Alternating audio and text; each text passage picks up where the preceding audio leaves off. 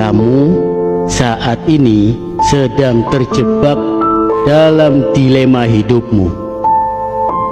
Mulutmu memang bungkam, diam tak bersuara, namun di kepalamu berisik, seperti ada dua koloni lebah sedang berantem.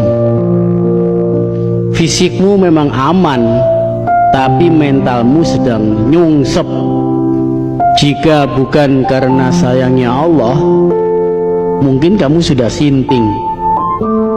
Dalam senyum pahit menahan tangismu, kamu hanya bisa bilang, ya udahlah, mau gimana lagi. Dunia menuntutmu untuk berdamai dengan keadaan, sedangkan keadaan membunuhmu secara perlahan-lahan. Dalam lelahmu, hatimu berbisik, ya Allah, jangan hukum aku dengan kehilangan lagi, sebab sudah banyak yang hilang dalam hidupku. Jika kamu sanggup menumpahkan air mata dalam kesendirianmu, dan kamu tak ingin seorang pun mengetahuinya, sesungguhnya kamu adalah orang yang tangguh, kamu adalah orang yang kuat. Tak sembarangan manusia diberikan kesanggupan sepertimu. Kalau dalam dunia persilatan, kamu tergolong pendekar sakti mandraguna. Dalam tangis sunyimu itu, semestinya kamu bilang begini ke Allah, ya Allah, atur saja bagaimana baiknya, namun kuatkan aku dalam proses apapun, dan tanamkan keikhlasan dalam hatiku jika keinginanku tak sejalan dengan rencanamu. Tanamkan juga dalam dirimu, kalau sekedar dihargai atau tidak, semestinya itu bukan hal yang penting bagimu. Yang penting kamu sudah berusaha maksimal semampumu, sekuatmu, dan tujuanmu adalah lillahi ta'ala. Selebihnya kamu tak perlu peduli. Apapun komentar orang gak ngaruh, gak ngefek pada kehidupanmu. Palingan juga mereka sirik, ngiri. Padahal daripada ngiri, kan mendingan nganan.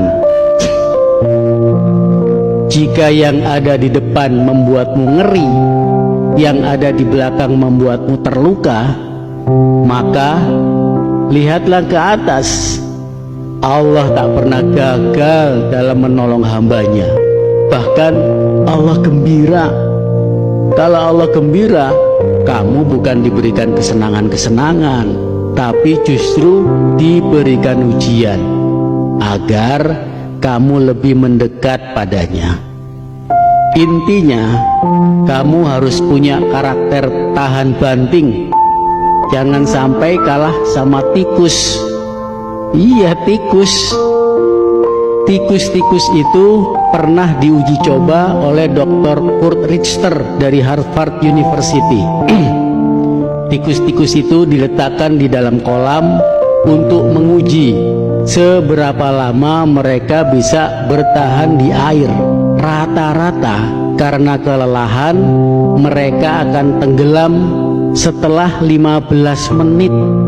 Tapi disinilah keajaiban terjadi.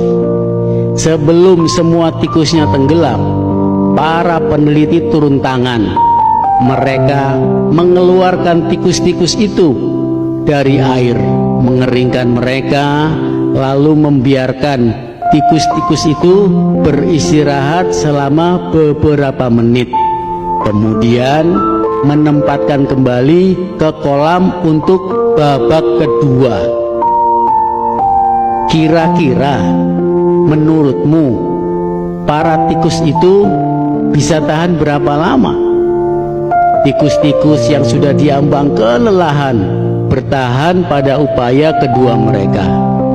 Mungkin kamu menebak paling lama bertahan 15 menit atau palingan juga 10. Bahkan mereka hanya bisa bertahan hanya 5 menit karena kelelahan. Tapi kamu salah. Mereka mampu bertahan selama 60 jam secara menakjubkan. Ya, kamu nggak salah dengar, 60 jam atau kurang lebih 2,5 hari non-stop bertahan berenang.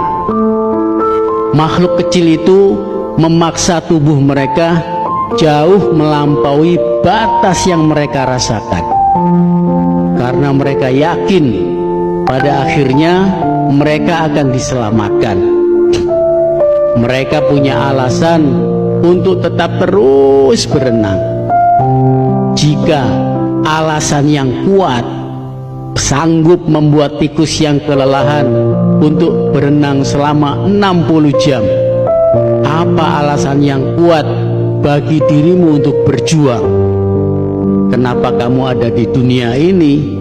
Apa alasanmu? Ingatlah pada saat-saat terberat dalam hidupmu yang penuh derita dan air mata. Mungkin kamu sudah ingin menyerah, tenggelam dalam keputusasaan. Maka jika begitu, ingatlah kisah tikus yang menginspirasi itu.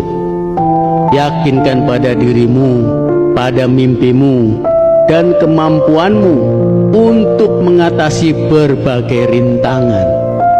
Tak peduli seberapa lelahmu, tetaplah berjuang, jangan menyerah.